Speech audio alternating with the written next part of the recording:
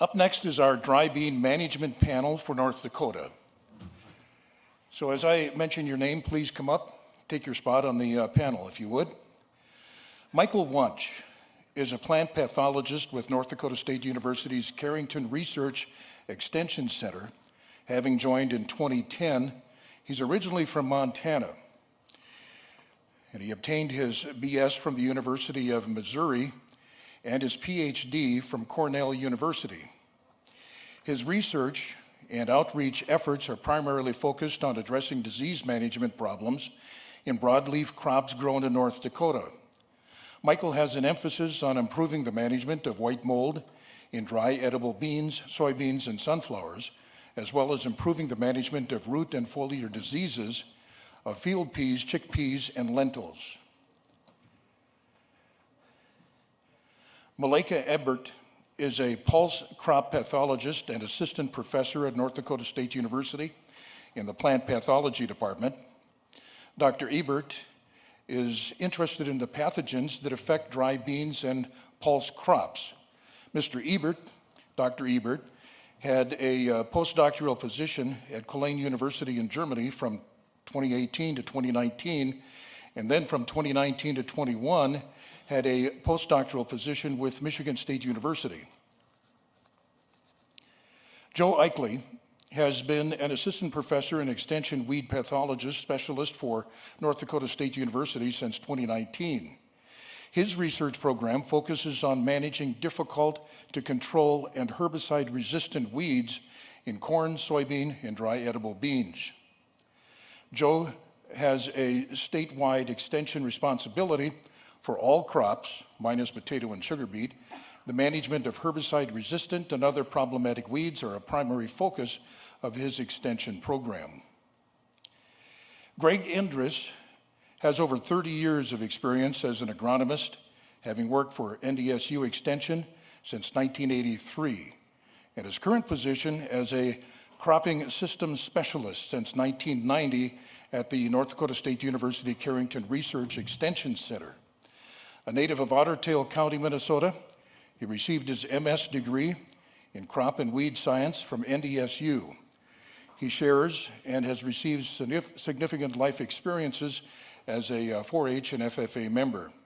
His education and research emphases include dry bean plant establishment, nutrition, and protection. Our facilitator will once again be Kendall Nichols, North Dakota Soybean Growers Council retired research director. Kendall?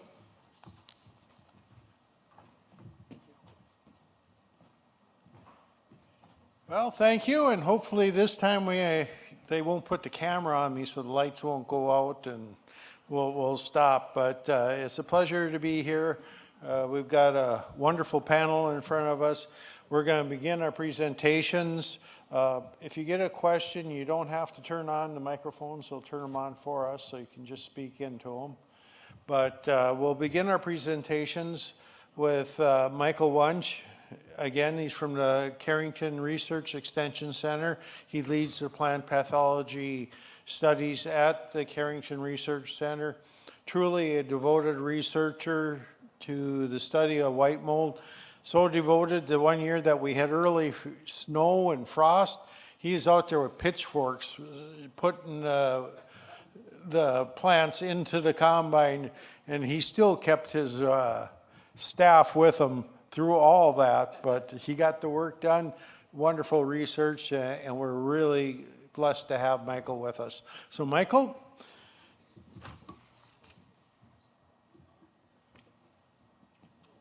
Okay. Thank you, Kendall.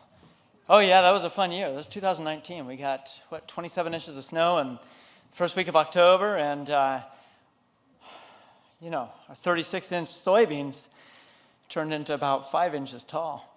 And we had about 11 acres of plots for Kendall. And by golly, we got them off. And we got them off with zero bias because we broke off the plants at the base, piled them up, and then pitchforked them in the combine. It was not fun. All right, so I think we have slides, right? Oh, here we are, okay. All right, first off, thanks to my staff here. Aaron Faust is the newest addition. He's a technician working with us. Grew up on a farm in the southeastern part of the state. Joanne Callis there in the middle, she's worked with me for about 8 years. She's from the southwestern part of the state. And Jesse Hafner on the right, very right side of that picture has worked with me actually for 12 years now. And he's from the Carrington area. So very, very dedicated staff. And all this work is collaborative with Oaks for the most part. And I appreciate their efforts down there.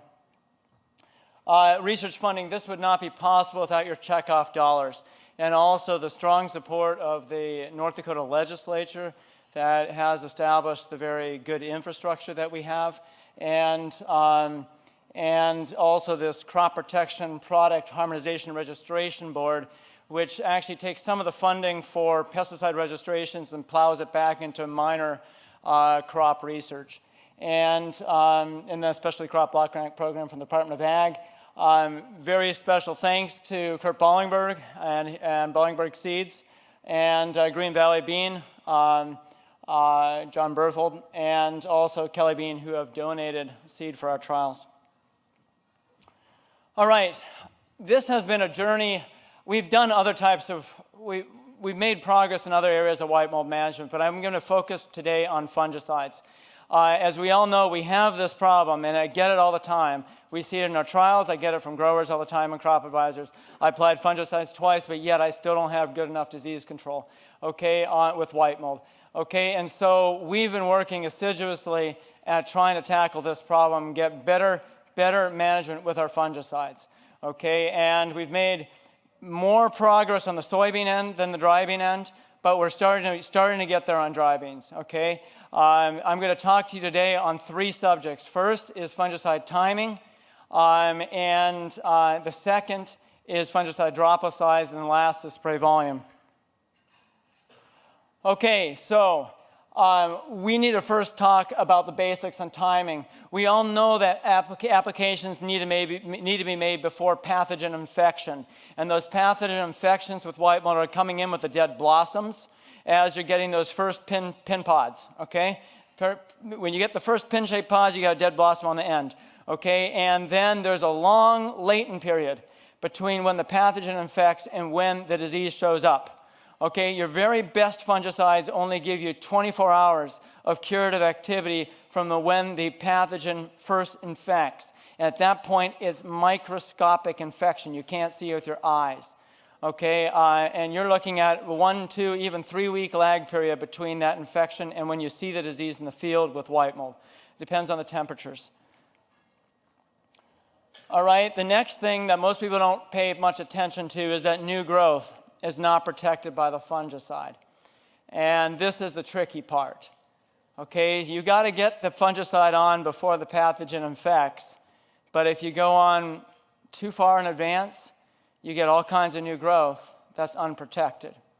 Okay, so only the foliage that was there when you sprayed is protected. Okay, and this is the part that most people overlook. And this is why in our trials we've seen a tremendous tendency to applying too early and to applying too late. So what I'm going to tell you right now, I'm going to give you an example from pinto beans. We did the timing work on kidneys, on blacks and navies. The take-home message is the same, okay? What I'm going to go through right now are the challenges that we outlined from this timing work in terms of practical application and the likely solution, okay? All right, so here's a good picture from field peas showing new growth not being protected. We put on that fungicide at early bloom, and then the peas put on additional growth as bloom progressed. And you can see there that the fungicide protected the lower canopy from powdery mildew, but the new growth is totally white. All right, so let me stress, in these studies, what we looked at was when you should apply the fungicide when conditions were high risk for white mold as the dry beans enter bloom, okay? If it's hot and dry, and dry soils, no apothecia, hot and dry, no chance for infection. Obviously, you delay until conditions become favorable for white mold. What I want to know is if you're high risk for white mold as you're entering bloom, when should you spray? Okay, so here are the trade-offs that we saw here, the problems that we saw, okay? It's very difficult to get your timing right. First off, there's a penalty to applying too early, and that's because the additional growth that occurs after you apply is unprotected, and you know that dry beans are putting on lots of growth during bloom. Okay, second, there's a penalty to applying too late. Obviously, we all know this, that you can't cure existing infections, and this applies to microscopic infections that you can't see yet. All right? The next thing is that the optimal timing differs whether you're doing a single application or a 2-application program. Okay? And then the third is even if you have the moisture in the soil for the apothecia and you have the moisture in the canopy for infection, the temperature levels and the degree of canopy closure impacts optimal timing. So lots of factors here. I want to give examples peeling away at these one by one. Here's a single fungicide application made to pinto beans that had a canopy that was at or near closure when you had your first pin pods. Okay, those first pin-shaped pods, first dead blossoms. And what you see here is that on the left side is the percentage of plants with those initial pin pods. And what you see here is that when you applied the fungicide, when you had basically no pin pods, okay, you had a significant penalty relative to applying later, okay? In this case, the optimum was, 60 to 80% of plants with pin pods, okay? And so applying too early gave you a tremendous penalty, and you're looking at only a few days difference, okay? And that's, again, because the new growth isn't protected.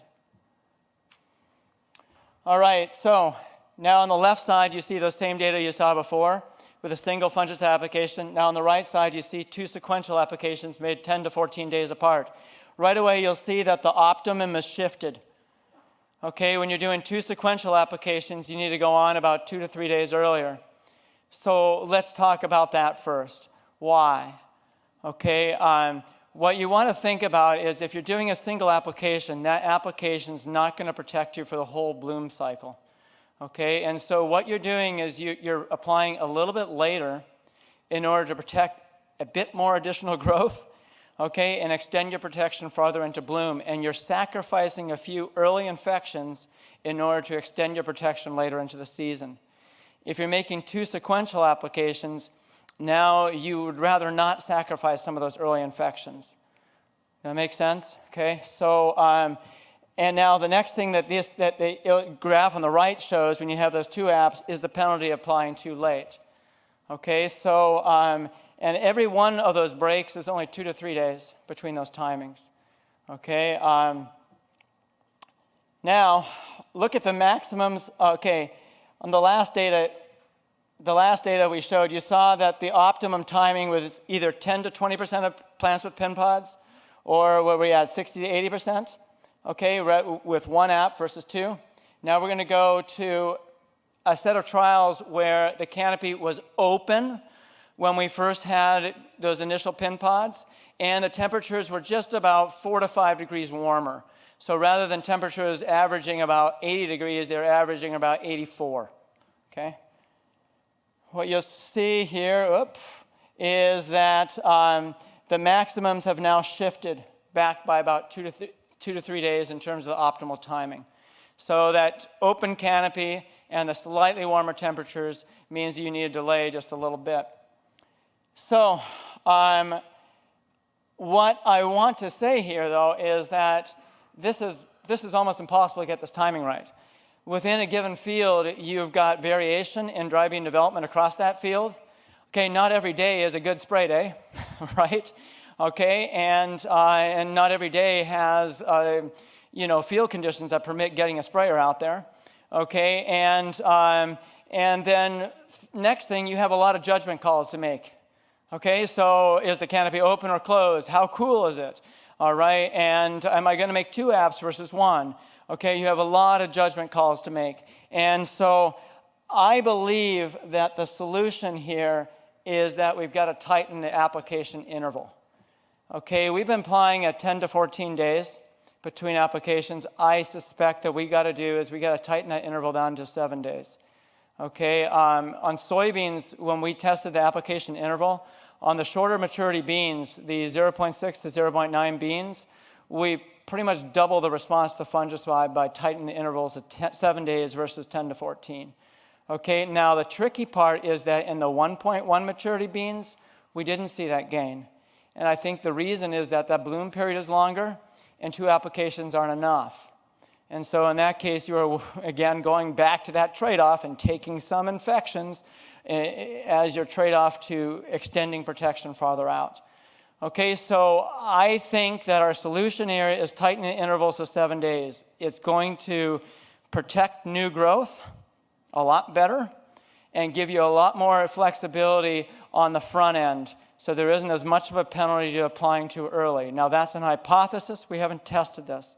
The flip side, as I was just trying to explain with the 1.1 maturity soybeans, is that it might be necessary, if we're using a 7-day interval, to go to a third fungicide application when pressure is high. Okay, so anyhow, that's an hypothesis. I don't know. We have to test it. But that is the most likely solution that I see to the challenge of getting our timing right. Okay, because it's going to give us a lot more flexibility on making that application before infection occurs. All right, the next major question we've looked at is droplet size. Okay, and this one's a lot more straightforward. Okay, we've been doing all this testing with our tractor-applied sprayer equipped with a pulse width modulation system. It's now all PTO driven, and we do all of our calibration in the field. The pulse width is set manually based on the measured output. Okay, so extremely precise. Driving speeds are mostly at 10.5 miles an hour, but when the field's really bumpy, we go down to 6. All right, so I'm going to talk about kidney beans first. And we have optimized droplet size. This is research in progress. We're going to do at least one last field season this coming year, okay? But in this research done to date, we have optimized either with medium droplets in the first app, followed by medium droplets in the second, or medium followed by coarse, or coarse followed by coarse. And it seems to be quite clear when you need to use each, okay? So really, you're only choosing between medium droplets and coarse droplets. And let me emphasize, this is with T-jet nozzles, okay? In our testing done on soybeans and all other crops as well, actually, we've always seen a shift where if you're using a Wilger nozzle, you've got to go a droplet size higher. Okay, and I can't say for other nozzle manufacturers. Every manufacturer has their own definition of droplet size spectrum. Okay, so lots of parameters here going on, but the coarse followed by coarse is the first one we're going to discuss. And basically what we have seen thus far in the testing we have done is that if you're in wide rows with kidney beans, 28 or 30-inch rows, you need to apply with coarse droplets in both applications because the canopy gets really dense within the row. Now that might be different if you drop your seeding rate quite a bit. Okay, we had seeded at a high rate, which is 90,000, okay? But at that 90,000 seeding rate, the canopy was sufficiently dense within the row that you needed the coarse droplet to get inside the row, even if there was ground showing between the rows. The other situation where coarse droplets were optimal was if the canopy was at or near closure at both apps, okay? And the third situation was the canopy was not fully sealed up and you were in narrow rows, but the canopy was really dense within the row. You had a lot of trifoliates and the canopy was relatively short. And then on the second app, it was really quite lodged. Okay, the more lodged the canopy is, the denser it is in there and the coarser the droplet you need to get inside. Okay, so remember that. It's a canopy density question. The denser the canopy, the coarser the droplet. Okay, and certainly if the canopy is totally sealed up on a kidney bean, you need a coarse droplet. All right, and so this is the yield gain you got with applying with coarse droplets versus fine. 56% increase in yield on average with the exact same fungicide application at the exact same timing, exact same product. So that's just basically free money. I mean, the cost of getting your droplet size right is not high. All right, so the other situation that was most common is medium droplets followed by coarse. This would be in kidney beans seeded in narrow rows, 14-inch rows in this case. Again, all the situations where we planted to wide rows, you needed the coarse droplets, okay? On these medium rows, this was optimal when the canopy density was not very high on that first app. and when the canopy was at or near closure on the second app. So again, if the canopy is at or near closure, you need the coarse droplets. Okay, and notice here 48% yield increase by getting your droplet size right versus the standard recommendation of going on with fines. So there's one last situation where we had a couple of trials where we optimized with medium droplets on both applications. Okay, and you want to be thinking about now you're in narrow rows, the canopy is not very dense within the row, and then the canopy is not lodged. Those are your parameters for medium droplets. Okay, and here you see only a 25% yield gain versus fine because obviously a medium droplet's not that much different. All right, but this is a way that we can get more out of our fungicides. Okay, and a lot simpler than the judgment calls on timing. Okay, so on pinto beans, we have found that there are, basically we have found that we have optimized either with coarse droplets on both apps, or medium followed by coarse, or fine followed by medium. And the coarse droplets were optimal when your canopy was at or near closure at both applications. And it gave the biggest benefit when you had a lot of lodging. All right, so again, the more lodged the canopy is, the denser it is, the coarser the droplet you need to get inside. Okay, so here are three varieties we tested this last year. In every one of these, the canopy was at or near closure at both applications. Okay, and the study where we had the greatest response to those coarse droplets was the one done with, unfortunately, Juan is not going to like this, ND rodeo, which in these irrigated pintos lodged quite a bit. All right, in this particular study. I don't know if that's representative, but in this case, and you'll see that the lodging numbers are very fine there, but the lodging was on average 24% from vertical on the rodeos, and the yield gain for those coarse droplets was really high. Okay, on the Torions and the vibrant pintos, the lodging was less than 10%, and again, coarse droplets were optimal because the canopy was closed, but they weren't as lodged, and so the response to coarse droplets wasn't quite as high. So again, same story as I said in kidneys. If the canopy is closed, you need coarse droplets. If the canopy is lodged, you need coarse droplets. All right, now, in 4 studies in pintos, we optimized with medium followed by coarse droplets. Okay, and unfortunately, we didn't take quite as detailed canopy notes here, and I don't know what the canopy characteristics were that optimized this, okay? But you're looking at, again, about a 50% yield gain by getting your droplet size right. And the very last situation was fine followed by medium, and again, 4 studies were this optimized. And of course, now you're looking at droplet sizes that are not that much different from fine, so yield gain is less. But this is exactly what we found on soybeans. You can really gain a lot by getting your droplet size right. And when you're targeting white mold, fine droplets are usually not optimal. Okay? And so the very last thing I'm going to discuss is spray volume. This is also research that's in progress. And what we have found is that in no situation have we seen any benefit from increasing spray volume to 10 to 20 gallons an acre. Okay? There is, however, in the kidney beans, we are seeing a bit of a benefit sometimes to using 25 gallons an acre. I give you a caveat that we have not seen it consistently, and we've never had statistical separation. Okay, so it's a weak trend, all right? And here is the kidney bean data. If you look at that response to spray volume, you see absolutely no response between 10 and 20 gallons an acre. And when you get up to the 25 gallons an acre, the yellow shading denotes the maximum yield in that particular trial. You see 4 of those 6 trials, we maximized with 25 gallons an acre, and on average, it's a 34% bump. But that's a really high gallonage. I don't know that most people are willing to do that. And again, the response was not consistent. This is again done with the same pulse width sprayer, same methods as our droplet size studies, except here, of course, same droplet size, same nozzles across all the treatments. All right, pinto beans, absolutely no response to spray volume between 10 and 25 gallons an acre.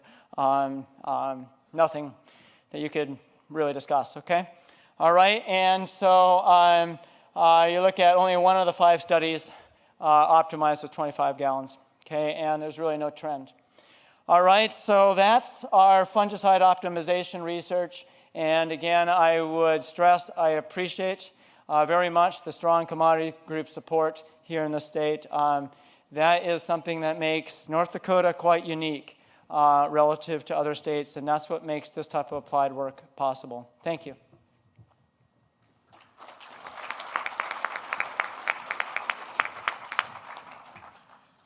Thank you, Michael. The next presenter is Malika Ebert. Malika's research interest is the identification and characterization of effectors that play a role in host colonization. And her research is surveying bacterial dry bean disease management in North Dakota and Minnesota.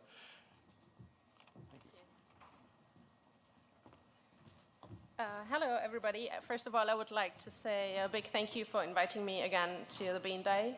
Last year was my first time to be on a panel, and I really enjoyed it. So when I was asked to be part of this year again, instantly I said yes, because that is fun.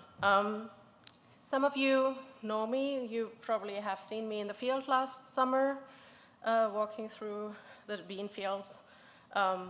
Those of you who have seen me, hi again. Those of you who haven't, please keep an eye out. In summer, when you see a couple of people in NDSU gear walking around bean fields and look a little bit, lost, that is us. I promise we are not lost. We are walking in a W to sample, and we're counting steps. So that brings me to the first slide of, no, it does not.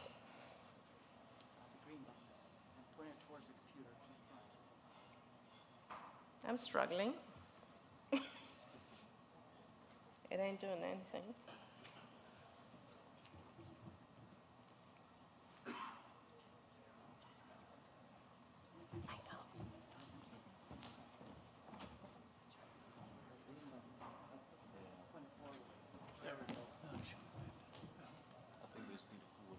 Okay. Well, anyway, so my name is Malika Ebert. I'm the dry bean and post-crop pathologist here at NDSU. And every year we do a bean survey, so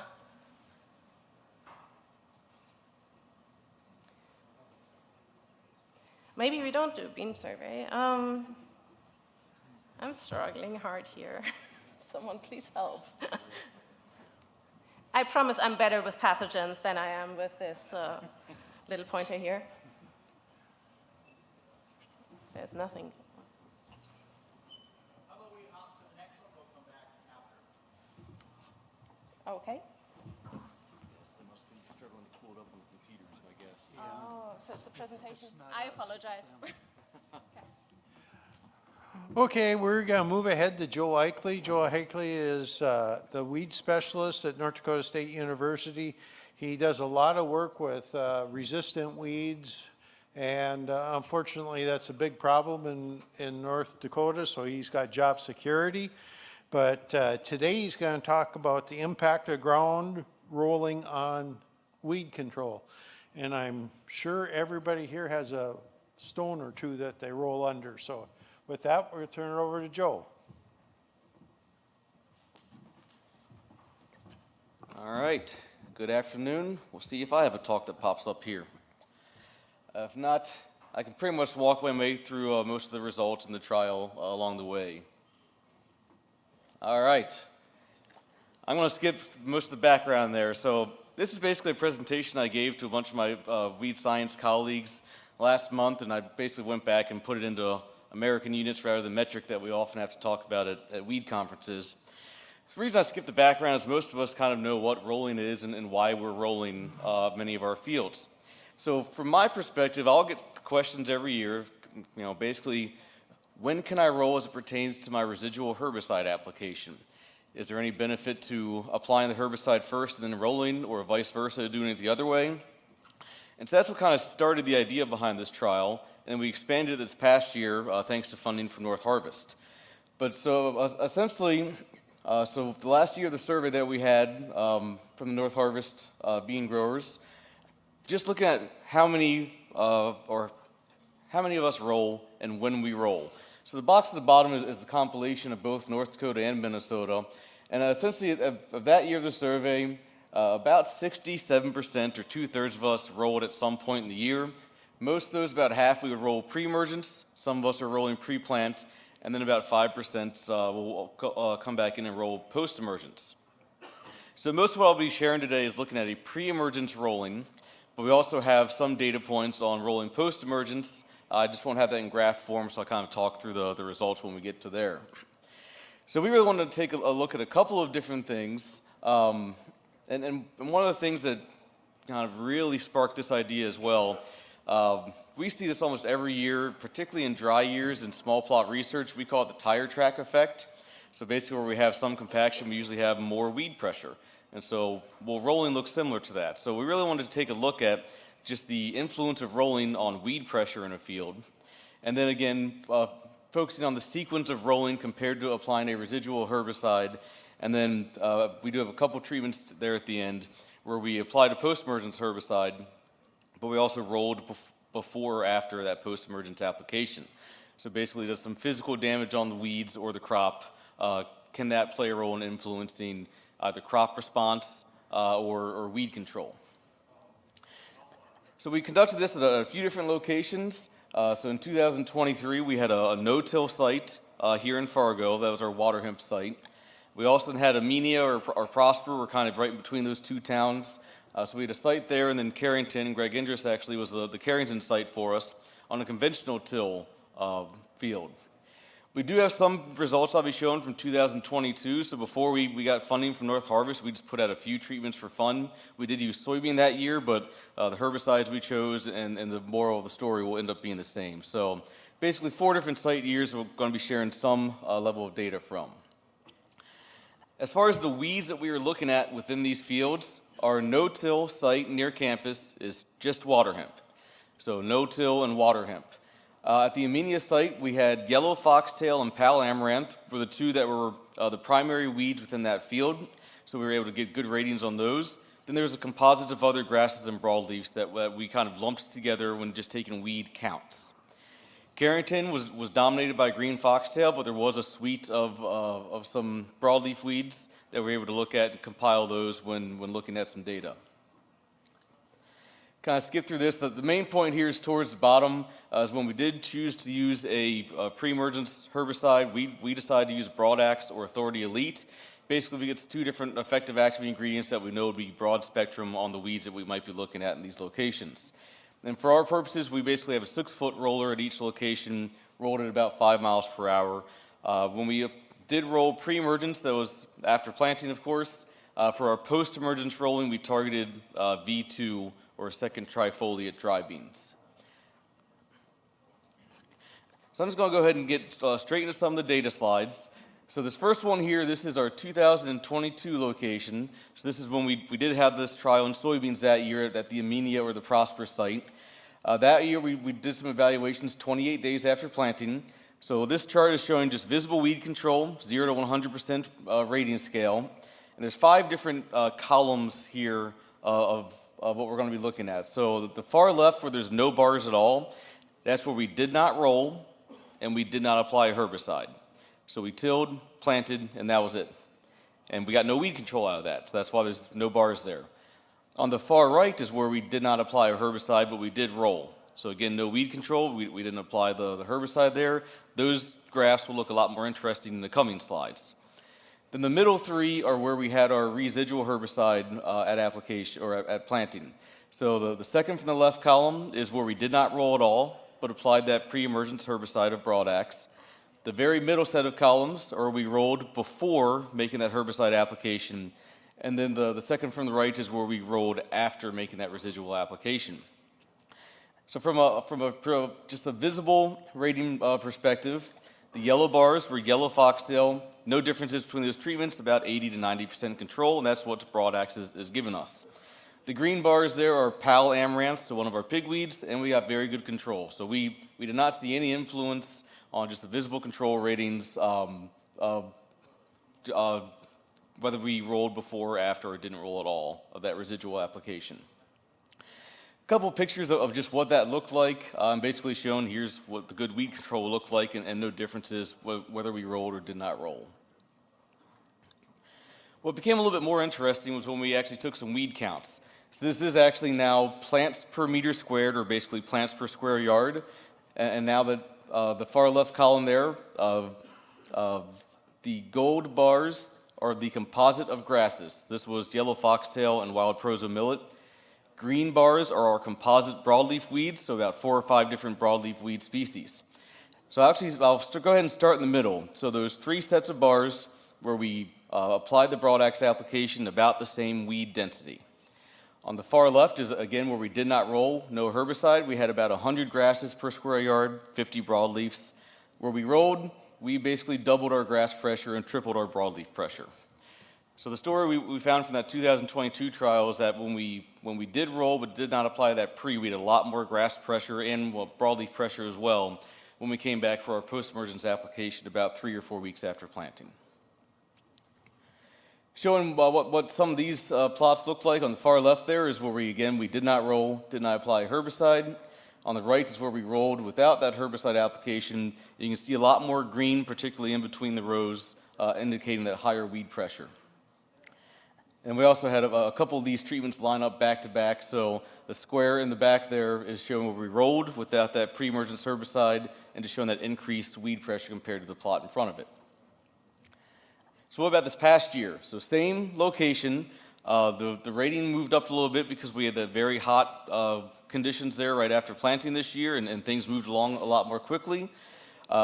Starting there in the middle again, rolling before or after that residual herbicide, or not rolling at all, we had about the same amount of weeds escape that pre-emergence application. So it did not affect our residual herbicide, the sequence of rolling.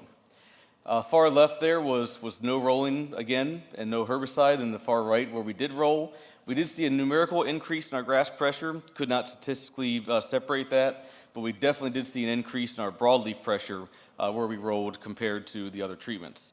So that location, about the same story again this past year.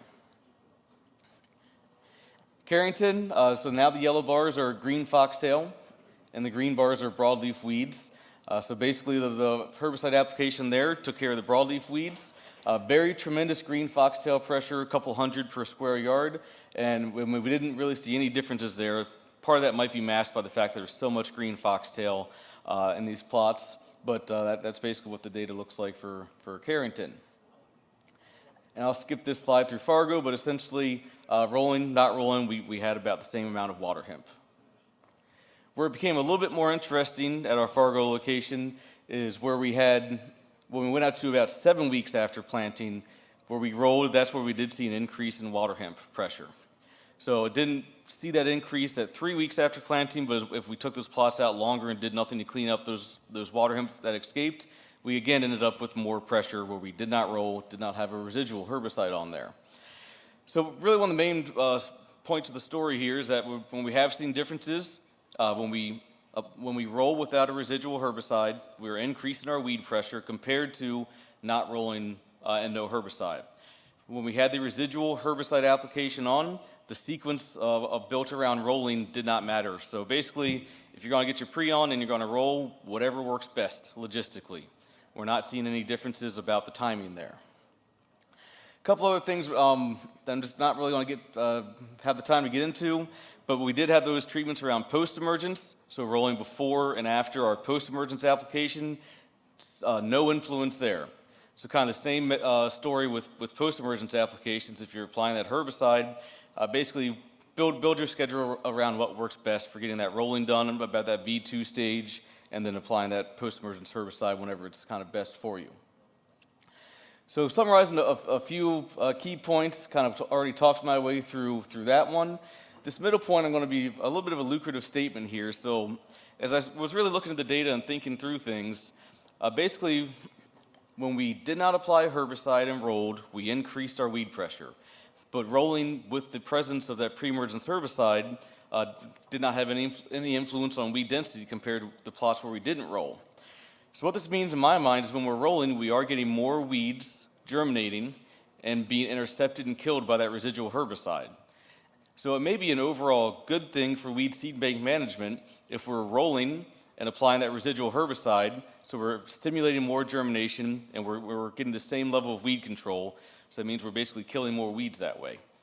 So that's kind of one of my takeaways is that if we're going to roll, make sure we have that residual application on it. It may actually be a good thing for us in the end. And then we didn't really see much influence of post-emergence rolling on weed control, on the crop itself, so that was looking pretty good for us as well. I'm just going to go ahead and stop on this slide. So just found out today the weed guide is in. So it is in on campus, so should be at all the RECs and all the county offices here shortly, and a QR code to the electronic version. And hopefully we bought enough time for the next PowerPoint to get pulled up.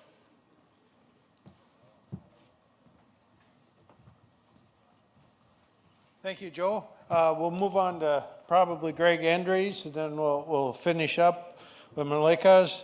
Greg is the area crop specialist at Carrington.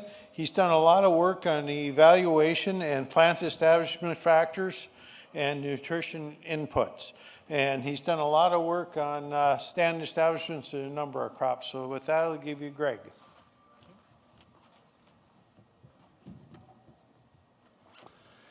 All right, thank you, Kendall. Good afternoon to you.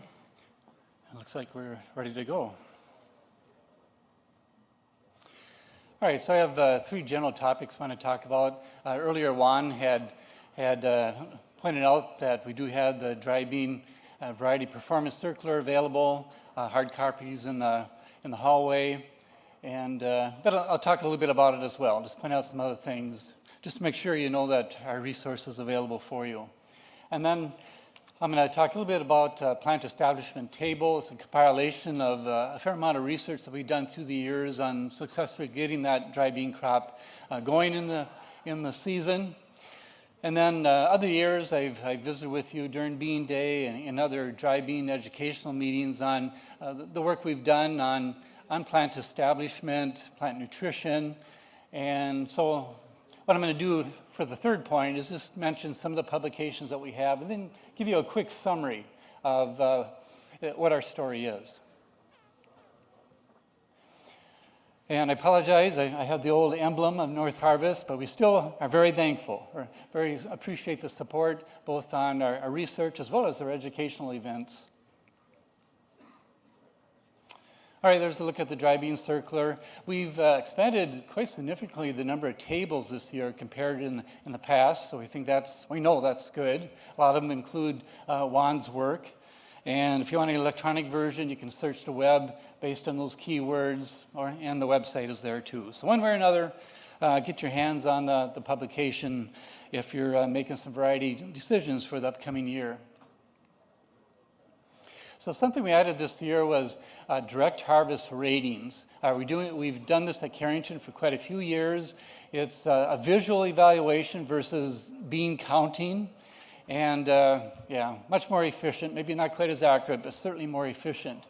And so I just show you a couple pictures. The one on the left-hand side would be a variety that would be questionable on direct harvest, as you probably can see, both on lodged plants as well as lots of pods on or near the ground.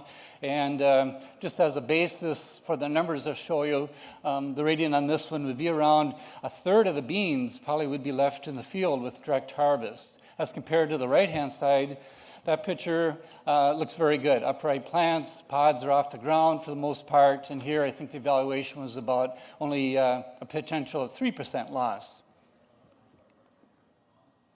So one table we added this year in the publication is a compilation of our field notes at Carrington with a group of established pinto varieties. And so the varieties are listed here. I show the ratings for both dry land as well as irrigated, and then combine the data. There's not a lot of variation amongst those established varieties that are shown, but there are some differences most certainly. For example, most of you are familiar with windbreaker. Yeah, it's not the one that stands as well, and those numbers show up. And then there's some others that are in the upper 70s to in the 80s, and so those varieties, there might be some question on more field losses versus those in the 90s. Keep in mind the numbers, exact numbers aren't as important as just the relationship or ranking of those numbers with others. And then certainly you've probably noticed that we don't have the newer varieties that have been released, and also we do take these ratings in other market types as well. So just as an example, this is from our irrigated trial at Carrington last year. It was all the pintos that we had, that we tested, and then here's a column looking at the direct harvest. The data is a little bit boring, actually, except with windbreaker, of course, is less. And otherwise, most of the numbers are in the 90s, but the usefulness of this data would be when we combine years and locations. And note for this particular data, if you're looking at newer varieties, such as in the rodeo, notice that there's a difference based on LSD if the numbers are 8 or greater.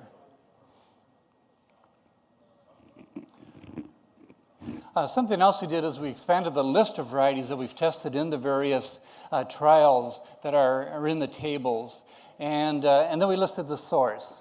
And so if you find varieties that you say, hey, I need to explore this closer, this might be one I want to grow or work with, well then now you know the source, where to go to get the details about a particular variety. So this is our Pinto variety listing, and then we've expanded many of the market types, other market types as well. All right, this is my first attempt at putting this together. It was quite an experience. And yeah, I realize all the work that Hans and others before me have gone through to do these. And if I could do it over again, I'd do a little bit more.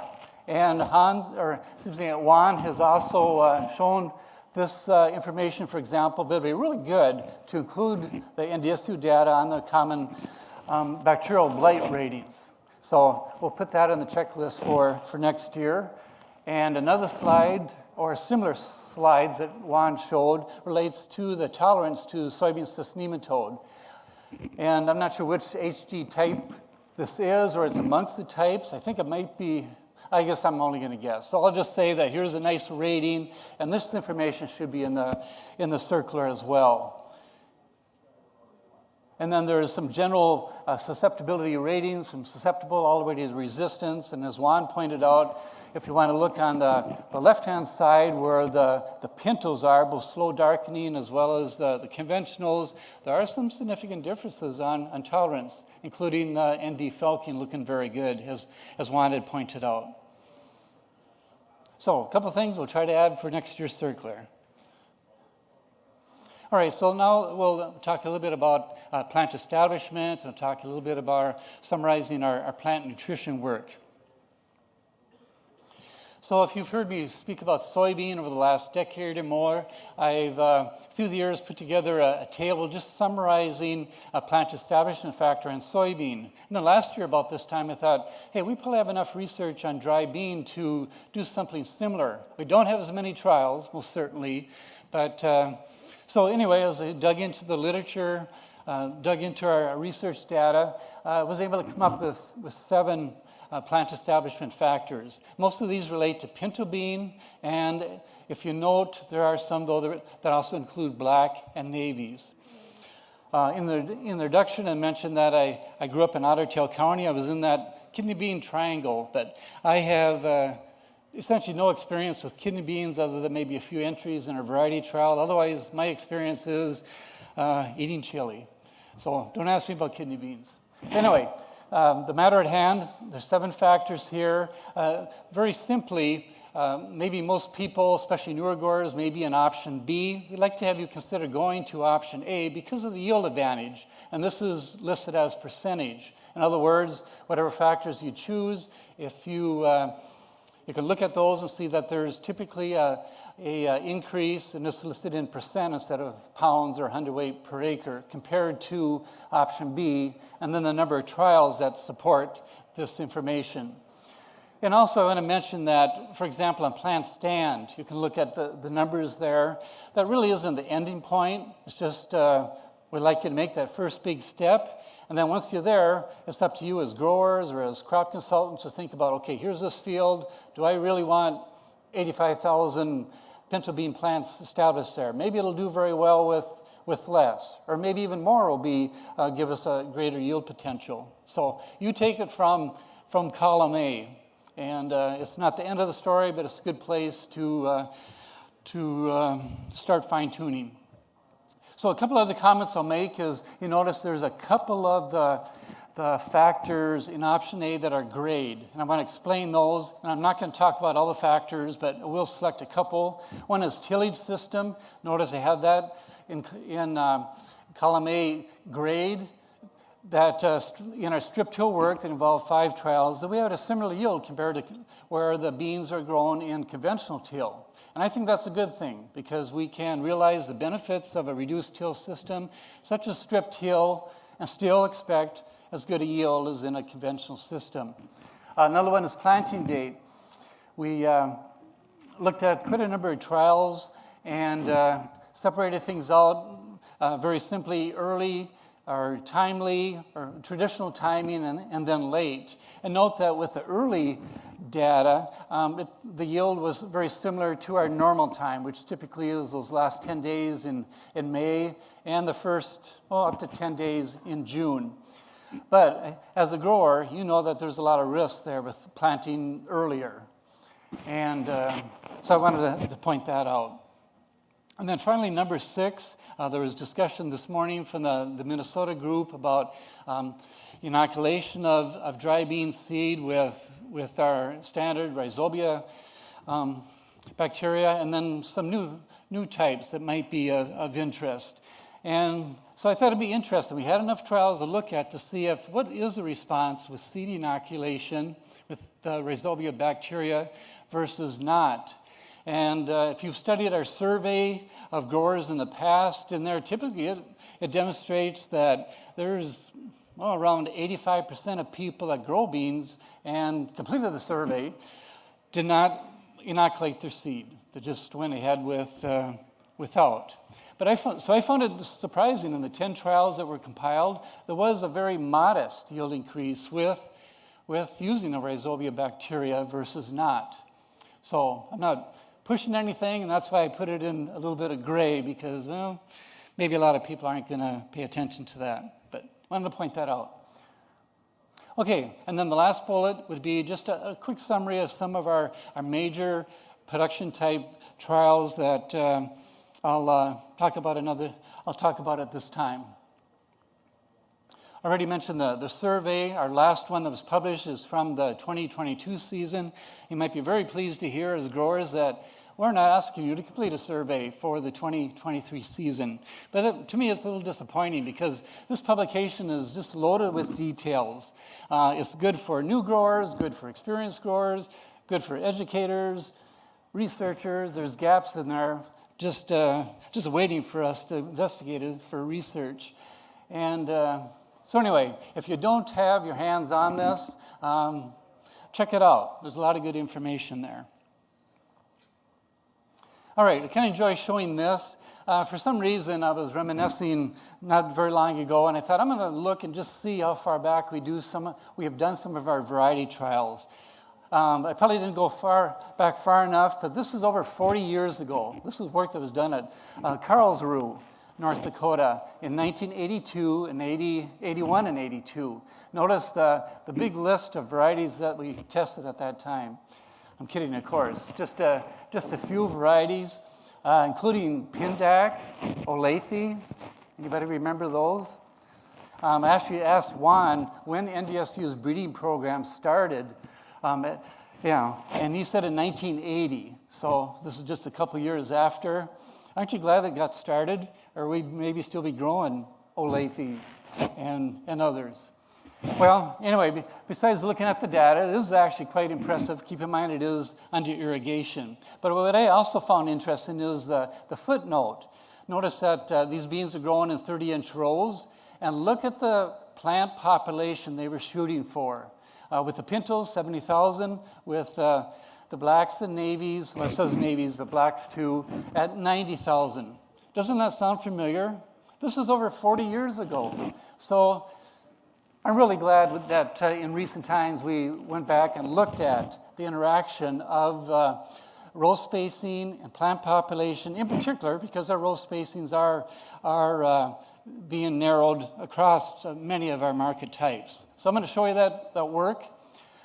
So we started the work with black and navies about a decade ago. We got the work published, and then more recently with pintos. So again, looking at the interaction of roles in plant populations. So here's this is a summary of it with lots of details left out, including, and you're probably thinking about this, we did not have white mold pressure in these trials. And so keep that in mind. But if we did, Michael's work certainly indicates that we can still go ahead with being aggressive with narrow rows, higher plant populations, just follow his recommendations. I think I kidded about this a couple years ago, but another aspect is that because we didn't have sclerotinia in these trials, I made sure Michael wasn't near my trials. That helped a lot. Okay, sorry about that. And then also keep in mind that if a person is narrowing the rows, we are assuming that you do have the equipment. You don't have to buy new equipment in order to realize the yield benefits by narrowing rows and maybe upping the plant populations. So with all that said, with blacks, we saw a very limited response to increasing plant populations. We did see a response to narrowing the rows from wide to the level shown, 12 to 15 inch. With navies, same thing, narrowing the rows, but we also saw a plant population response when we got above 115,000 plants per acre. And then with pintos, intermediate rows, and at least 80,000 plants established early season provided us with the highest yield potential. None of us wants to see this. It's unfortunately quite common in conventionally grown pinto beans through the year. And we need to do something about it. And certainly, reduced tillage is important. In our 2022 work, we did ask people, amongst many other things, when they did the grower survey, we asked them, what is the tillage system? And notice that the vast majority, about 3/4 of the people that responded to the survey said they use conventional tillage. And then what was left, about 25% total amongst the different conservation tillage systems are listed. And then in parentheses are the numbers from 2018, just as a reference. So we have a long way to go on increasing the percentage of some type of conservation tillage system, and to help minimize our soil erosion, and there's certainly other aspects of reducing tillage that would help us. If you've heard me talk about dry bean production in the past, you've probably heard me talk about using winter rye as a cover crop, of course planted the previous fall, and most importantly for protecting our soil during the winter, and especially during early spring before our beans are established. And so we've done this work for a number of years. It was written up, and I'll tell you about it as an overview. So we conducted the work at Carrington, and a big question we want to answer is, if we use the system, manage things right, are we able to maintain our yield potential? And the very simple answer is yes, most certainly. Another question we had, well, when do we terminate the rye? During every year that we conducted the study, we were ever struggling a bit with the topsoil drying out, in particular when we allowed the rye to continue growing up to the point of when we planted beans or even beyond. And so we found in the environments that we worked in through the years, it was best if we terminated the rye at least 2 weeks before we planted the dry bean, which would have been the end of May, early part of June. And then how about weed control? With weed control, yes, when we allowed the rye to grow into the spring, actually up to planting time of the dry bean, we saw as good a suppression with the living rye and the residue that followed as compared to pre-emergence herbicides. But when we let the rye go until planting time, it took too much moisture in our environments, and that reduced yield by 20 to 25%. So there's a balance there. And we'd love to have that rye live as long as possible, to realize all the benefits as long as possible, but we got to be careful about that because we want to have lots of beans in the bag at the end of the season. Dave Franson, our extension soil specialist, has recently, within the last year, revised our plant nutrition, soil fertility guide. And most everything is pretty well the same. This is a listing of tables relating to N as well as P and K. And Dan this morning had talked about the University of Minnesota work. It's great that they're doing that work.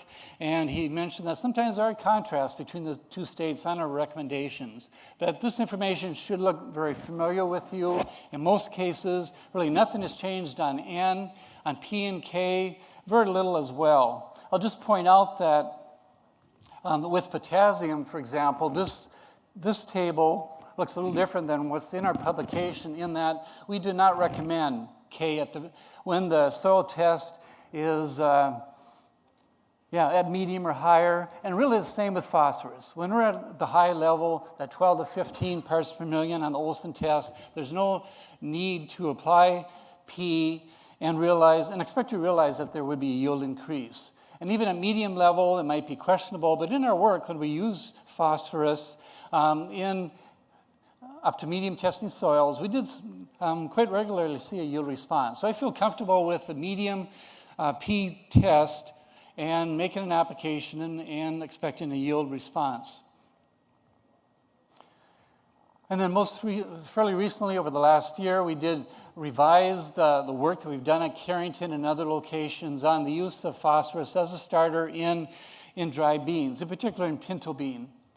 And I'll just point out a couple things. One is that we were using 1034-0 primarily, and we were using both banded, which was where we placed the fertilizer about 2 inches away from the pinto seed, or in furrow, which of course the fertilizer is placed directly in the furrow, which probably makes a lot of people nervous. But we did this, and at modest rates, at 3 gallons per acre, typically we saw a nice response when our soils tested medium or less, in particular low and very low, and certainly yield increases. So in the figure 2, we saw anywhere from 6 to 9% yield increase by using modest rates of 1034-0, either in furrow or band, compared to the untreated check. But notice on the bottom chart that when we apply the 1034-0 in furrow at rates of 3 to 6 gallons per acre, there's very commonly a stand reduction. Maybe you can live with that because we would anticipate that yield increase, but maybe not. Bean seed is expensive, and especially going into 2024. So there's more details in that publication, but there's a couple of things I wanted to point out. And then the Ag Vice each year comes out with a summary of the soil analysis that they have done in the fall. I found this interesting. This is a summary of what they found on zinc levels in soil analysis for the whole region. And of course, in North Dakota and northwest Minnesota, we have lots of soils that are less than 1 part per million, which would require us to apply zinc on dry bean or other crops such as corn. And in particular, you see the high level of samples in the northern part of North Dakota and the western part as we move through the westward.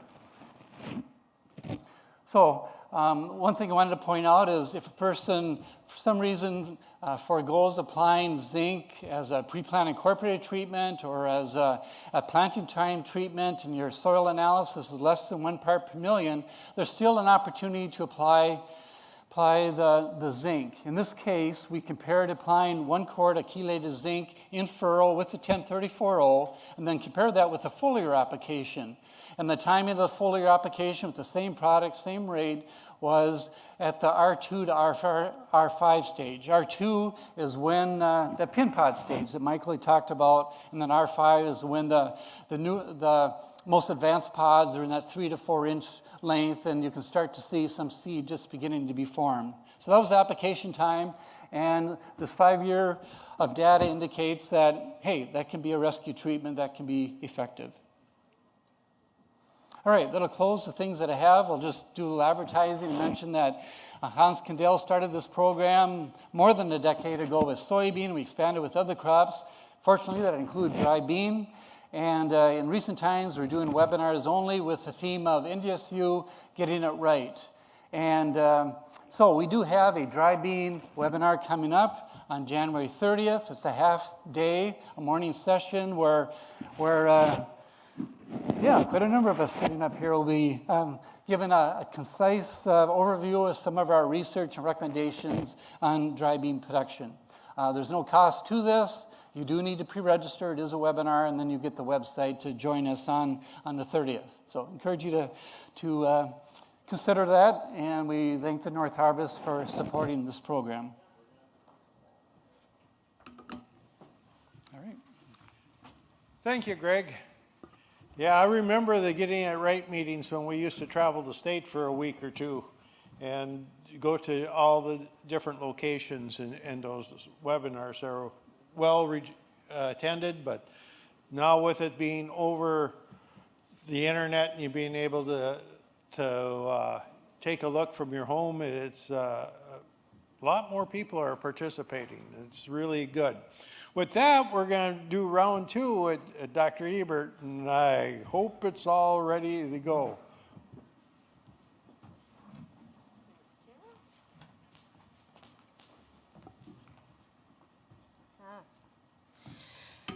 Hello again. I'm just going to jump right in. So we do field surveys every year, right? And 3 times a year we go into the fields. For the first round, we mostly look for root rots. And then in the second round, we mostly look for bacterial diseases. And then a couple of days or a week later, we usually go for rust, white mold, and anthracnose. This year was special because this year a survey was actually led by an undergrad. She's extremely talented, and she was responsible for planning the whole thing. She did extremely well. Usually we try to hit around 30 fields within the Northarvest region. This year it was a little bit tricky sometimes because there was an awful lot of soybean out there. Not judging, but anyway, we managed to get some counties within North Dakota and Minnesota. And as every year, we find a lot of root rots. That is normal. That is something we observe every year. Also, bacterial diseases seem to be very high, also like last year. That is not super, how do you say? Anyway, this is common. Then the good thing is that we did not find any rust, and we also did not find any anthracnose. I think that is a yay for the field surveys. Now, what do we do when we go on the field surveys? So basically what we do is we look at plants, but we also take plants back home. We analyze them in the lab, so we extract the pathogen, and then we look a little bit deeper what we're actually working with, right? Part of, also because there's a lot of Fusarium root rot in the field, we work on Fusarium root rots. So when I say Fusarium root rot, everyone feels like Fusarium is like one thing.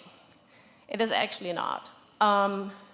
These are samples that we took from the fields. You can see the root rot symptoms. So we get a discoloration of the root and then wilting of the plants. And on the lower picture, you can see our root rot scale. So the very first one is a healthy plant. You can see there's a lot of root mass, and it looks big and strong, and everything is just healthy. And then with the progression in aggressiveness of the isolates, we get more disease. You can see that the roots actually start getting thinner, the roots start to rot, and we get this discoloration of the roots and also until the habecotyl. So when we say Fusarium, Fusarium is not one thing. Actually, that is all Fusarium. Fusarium comes in all kinds of colors, shapes, and fluffiness, to be honest. All these are different isolates, and they also are different species. So every species is a little bit different from the other species. And this is a clear reason why I ended up in science and not studied art. I tried to show that every Fusarium species has a little bit of a different weaponry than the other species, right? So, for example, the 3 major Fusarium species that we find in the field is Oxysprum, Solanae, and Achaemenadum.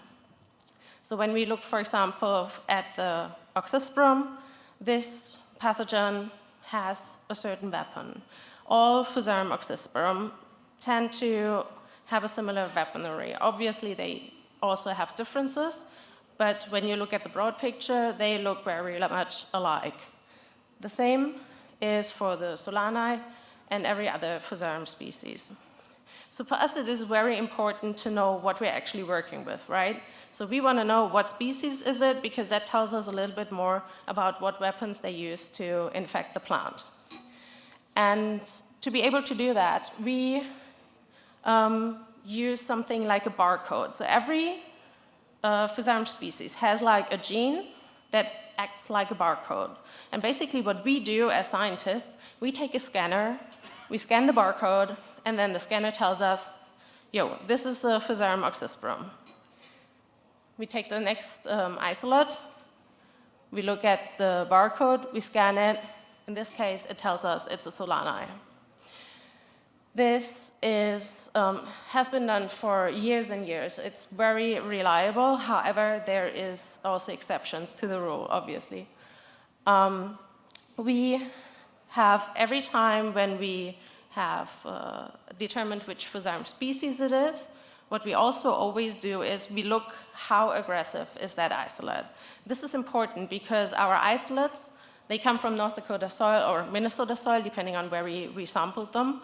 And this tells us what we have in our soils, right? What is in your fields. Also, these isolates will be shared with plant breeding. So plant breeding uses our local isolates in order to develop new varieties. In our case, you see a couple of different species here due to reasons that, well, anyway, so also when we research on different strains, we need one strain that we use for every experiment, right? It is like a steady thing that we take along. Everything we do, we compare to it. And the Fusarium solani 10.1, it's in the lower part of the picture. The second from the right, it ticked all the boxes. So we decided to make this our lab pet. It is not super virulent, but it is there. It has special things that are important for us to have in the lab. So because we want to make it our lab pet, we started to analyzing a little bit more. I like to take a little bit of a closer look. So this is what we did. To remind you, we barcoded this thing, and it said it's a Fusarium solani, which was great, right? But I like to take a little bit of a deeper dive into what I actually work with. And for that, we looked at all the genes within this isolate. So we looked at the whole DNA, and to our surprise, it turned actually out that this little pathogen lied to us. It's very rude, right? So while the barcode area looks a little bit, or looks very much like Fusarium solani, the rest of the fungus doesn't match. This is not a reason to be concerned. This is just something that happens. You know, when the pathogens are in the ground, they adapt. And for us, it was just a surprise because we've never seen that before. And for us, this is also, I think, a wake-up call that reminds us that we have to take a deeper look into things, right? I could have gotten further with just calling it a solani, when in fact it's not. So I think for us it's important that, you know, it's not only in science like that, it's always in life, right? Not everything is exactly what it seems like. And we need to, God, I need glasses, holy bucket. So we need to also, because we don't know what it is exactly, we cannot tell you exactly what kind of weapons it likes to use. And that is something we will now determine, right? So because we now know about this, we have to keep an eye on those pathogens. They tend to evolve, that's just normal, right? And that is something we just want to, we're okay with it, but we want to keep an eye on it to keep it under control. So besides Fusarium research, we also work on bacterial diseases. Also here, because there's a lot of bacteria in the field, we see during the survey, every time we survey, we take those bacterial isolates back home, we analyze them, And the common one that we find here is common blight, brown spot, and halo blight. We have different assays that we use. So based on how these bacteria look like, we can determine what kind of species it is and what kind of pathogen or what kind of disease it causes.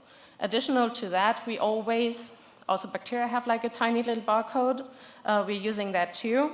But now with our little oddball, the Fusarium strain, we started also looking at the whole set of genes for the bacteria to make sure we actually know what we're working with. This work is done by our grad student, Roval, Austria, and he is currently investigating what kind of isolates we have in the field. This is still ongoing, so I cannot tell you a lot. What we do is also for the bacterial diseases, we also do assays, right? For us, it's important that we know how aggressive is it, because if a grower comes to me and says, hey, how aggressive, how important is that? I need to be able to answer. And here we see just the control plant.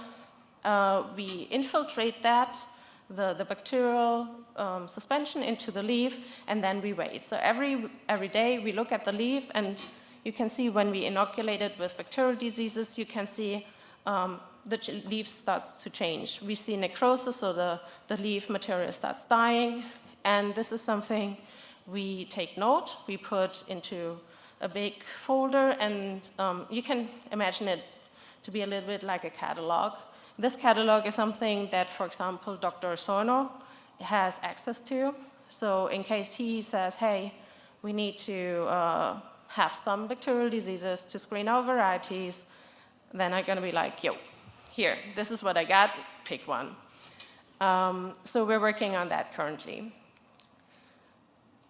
on all 3 diseases.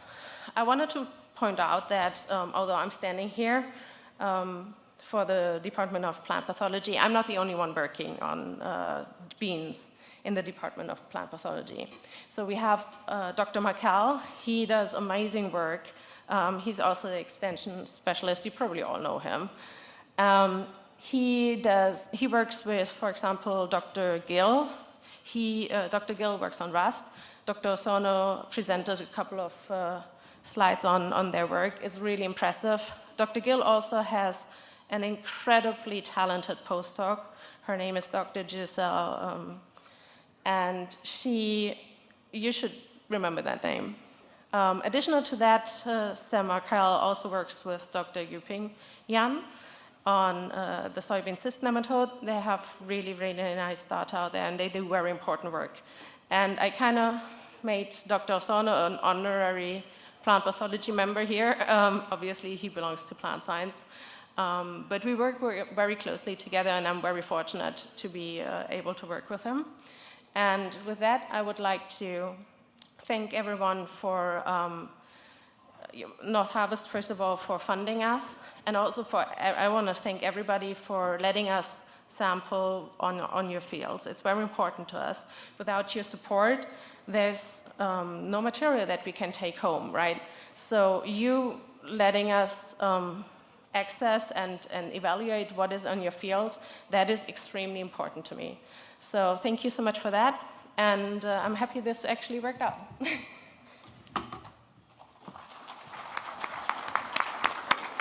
Thank you very much. We'll open it up for a couple questions. We got a lot of knowledge and expertise up here on the stage, so if you have a question, please bring it forward.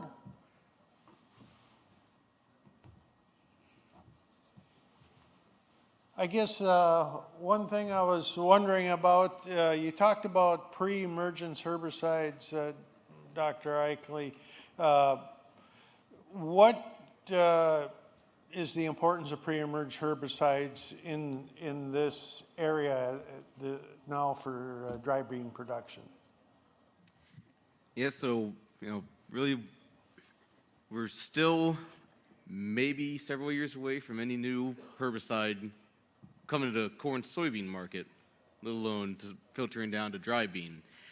And so from a management perspective, really working in a pre-emergence herbicide with residual to set us up for a better job with our post-emergence application is one of the big values there.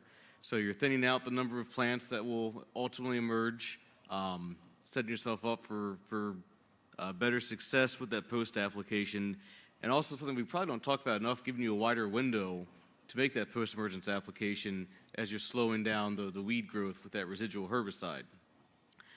The other thing is just as we're getting more resistance into a lot of our problematic weeds, water hemp, kochia, common ragweed, and even some of our foxtail species as well.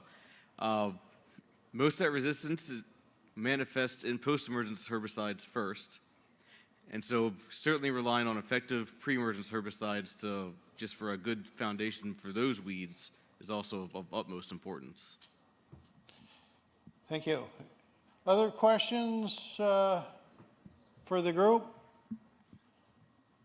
If not, I'd like to say thank you for all your attention and thank you to the presenters, and we'll turn it back on over. Thank you.